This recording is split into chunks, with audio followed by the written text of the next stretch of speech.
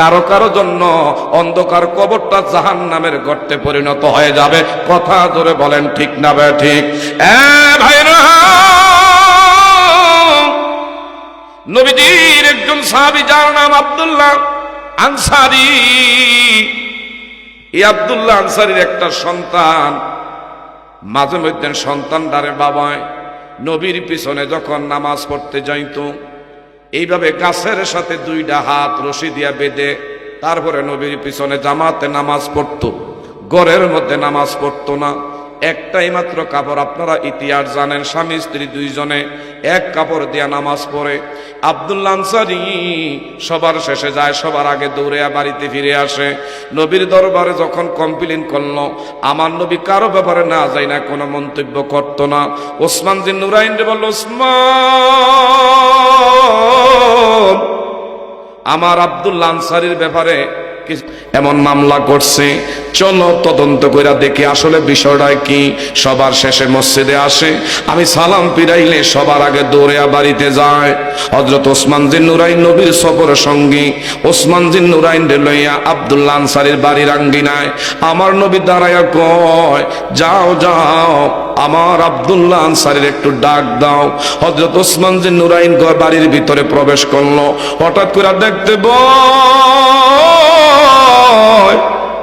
একটা গাছের সাথে একটা বাচ্চা দুইটা হাত রশি দিয়া গাছের লগে বেঁধে রাখছে। এই বাচ্চাটা কান্না করে ওসমান জিন নুরাইন আর সামনে আগাইতে পারে না। বাবা, তোমার নাম কি? আমার নাম অমুক। তোমার বাবার নাম কি? আমার বাবার নাম আব্দুল্লাহ। আমার বাবার নাম হলো আব্দুল্লাহ আনসারী। দূরে নবীর কাছে গেলেন, ইয়া রাসূলুল্লাহ, এমন এমন বিষয়, একটা ছোট্ট বাচ্চা আব্দুল্লাহ আনসারীর পুত্র গাছের লগে বেঁধে রাখছে। বাচ্চাটা বেশি বেশি করে কান্না করতেছে, তার কান্নার কারণে আমি সামনে আগাইতে পারি না। আমার নবী দরুদি নবী, মায়ের নবী, উম্মতের কষ্ট যেই নবী সইতে পারে না, আমার নবী নিজে গেছে, গিয়া দেখে বাচ্চাটার হাতগুলো পিছনে গাছের লগে বেঁধে রাখছে। বাচ্চাটা কান্না করে। আমার নবী বাচ্চার মাথায় হাত বুলে বলে, বাবা কেন কান্না করিস? এই কেন নির্মম তোর উপরে অত্যাচার করা হচ্ছে? বলল, আপনারা তো আমি চিনি না। আমার নবী কয়, তোমার বাবা যার কাছে কালিমা গ্রহণ করে মুসলমান হইছে, আমি হইলাম সে আখির নবী। কার লাগিয়া কান্দরে মন, কার লাগিয়া বান্দ, বলেন কার লাগিয়া, তোরে কার লাগিয়া বান্দ, কেউ তো তোমার আপন হবে না, না না, যেজন হবে আপনা সে তো মদিনা, বলেন যেজন হবে আপনা, মারহাবা, বলেন যেজন হবে আপনা সে তো মদিনা। হায় হায়, এই দুনিয়ার আপন জনা আজকে আছে কালকে নাই, তোমার আমার আপন যিনি আপনা সদায়, আপনা সদায়। ঠিক না ঠিক? এই দুনিয়ার আপন জনা আজকে আছে কালকে নাই, তোমার আমার আপন যিনি আপনা সদায়, আপনা সদায়। এমন দয়ার নবীর নাই কয় উপমা, কার লাগিয়া কান্দরে মন, মারহাবা, কেউ তো তোমার আপন হবে না, না না, যেজন হবে আপনা সে তো মদিনা, বললেন যেজন হবে আপনা সে তো মদিনা।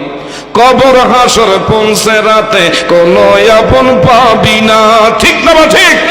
কবর হাসর পৌঁছে রাতে কোন আপন পাবি না, যেজন পাবি সেজন হবে শাহে মদিনা, শাহে মদিনা।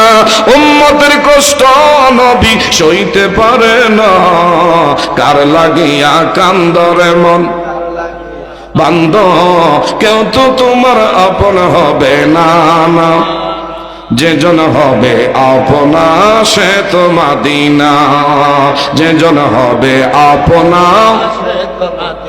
নিজের জন্য দয়ার নবী একটুও কাঁদে না।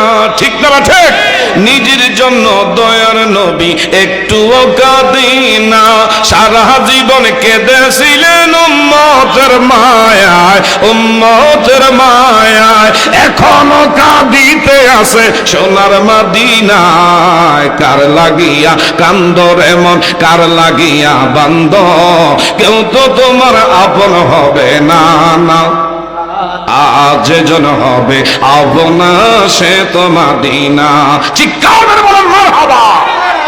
সবচাইতে যিনি আমার আপনার আপন, আজকে যদি মারা যায় দুনিয়ার ঘরের বিবি বলবে তোর বাবার লাশ তাড়াতাড়ি করে দাফন কর, ভয় হয়। কথা ধরে বলেন ঠিক না বা ঠিক? যেখানে কেউ যাবে না সেখানে যাবেন আমার দয়ার নবী মুস্তাফা। এই নবীর আমরা আপন বানায় কবরে যাইতে চাই কি চাই না? এই নবীর যদি কেউ যদি গালি দেয়, সে যত বড় নেতা হোক, প্রভাব প্রতিপত্তিবান ব্যক্তিত্ব হোক না কেন, সে যত বড় আমার ভাইরা এই পৃথিবীতে দামি হোক না কেন, তার জিহ্বা টেনে আমরা ছিঁড়ে ফেলতে পারি। কথা বলেন ঠিক না বা ঠিক?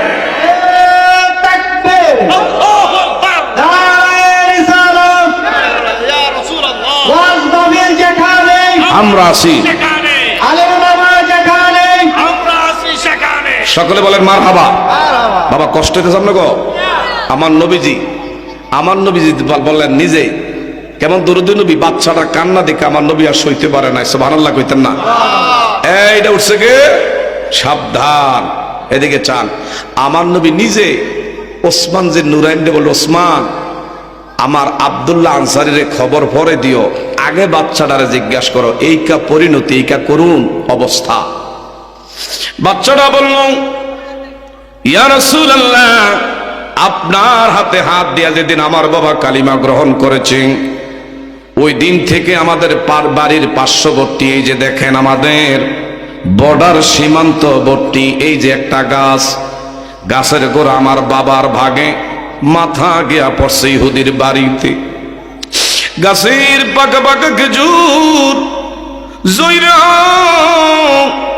যদি পড়ে ইহুদির বাড়ির আঙ্গিনায়, অনেক সময় ক্ষুধার যন্ত্রণা সইতে না পারলে ওই জায়গায় গিয়া যদি আমি খেজুরগুলো কুড়াইয়া মুখে দেই, ইহুদির বাচ্চা আমার মুখের থেকে কাইরা নেয়। শুধু কাইরা নিয়ে ক্ষান্ত নয়, আমাকে অনেক সময় কিন্তু সে টর্চার করে। একদিনের ঘটনা, বাবার সামনে এমন ঘটনা গইটা গেছে, এই ইহুদি তেল বেগুন যেমনি একসাথ হইলে সাত কইরা জ্বলে, আমার নবী আপনারে সহ্য করতে পারে না। ইহুদির বাচ্চা ইহুদি আপনারে পর্যন্ত অকাত্য ভাষায় গালিগালাজ করছে, অশালীন ভাষা আপনার ব্যাপারে ইউজ করেছে। আমার বাবা আর সইতে পারে না। লা ইউমিনু আহাদুকুম হাত্তা কুনা হাব্বা ইলাইহি মিন ওয়ালিদিহি ওয়া ওয়ালাদিহি ওয়ান নাসি আজমাইন, মুত্তাফাকুন আলাইহি। ওই পর্যন্ত কামেলে মুমিন হতে পারবো না যতক্ষণ নিজের জীবনের চেয়ে বেশি, স্ত্রী পুত্র পরিবার টাকা পয়সার চেয়ে বেশি আমার নবীরে ভালোবাসতে না পারবো। কথা ধরে বলেন ঠিক না ঠিক? আমার বাবা সকালে শুনতে পাইছে আপনি নবীর নিয়ে পর্যন্ত নকাদ্য ভাষায় ইহুদির বাচ্চা ইহুদি যখন গালিগালাজ করছে, আমার বাবা নিরুপায় হইয়া, কারণ আমাদের তো পিছনে কোনো ভ্যাকেন্সি নাই, আমাদের এমন এমন অবস্থা, বাবায় যখন আপনার কালিমা গ্রহণ করছে সব কিছু ত্যাগ করতে হইছে। এখন আমরা নিরুপায় হইয়া মুখ বন্ধ কইরা থাকতে হয়। আমার বাবা চিন্তা করে, আমার যদি খইলা রাইখা যায়, আবার যদি গাছের গোড়ায় যাই, এমন যদি পাকা খেজুর হাতে কুড়াইয়া খায়, যদি ইহুদের বাচ্চা আপনারে নিয়ে আবার কোনো গালিগালাজ করে, যার কারণে যখনই আপনি নবীর কদমে যায়, আমার দুইটা হাত পিছনে বেঁধে আবার সন্ধ্যা হইলে হাতের বাঁধন খুইলা গড়ে আনে, একটু জোরে বলা যাবে নি মারহাবা। আমার নবী যেদিকে বললেন, রে উসমান, আমি নবীর নিয়া আমার আব্দুল্লাহ আনসারী ছেলের সাথে কি শাসন করে, ছেলেরে দেখছনি কি শিক্ষা দিছে। আমি নবীর জন্য যেন ইহুদির বাড়িতে গিয়া কোনো ধরনের আমার গালি দিতে না পারে, এই শিক্ষা তার বাবাই দিছে। একটু ইহুদিরে খবর দে, ইহুদিরে খবর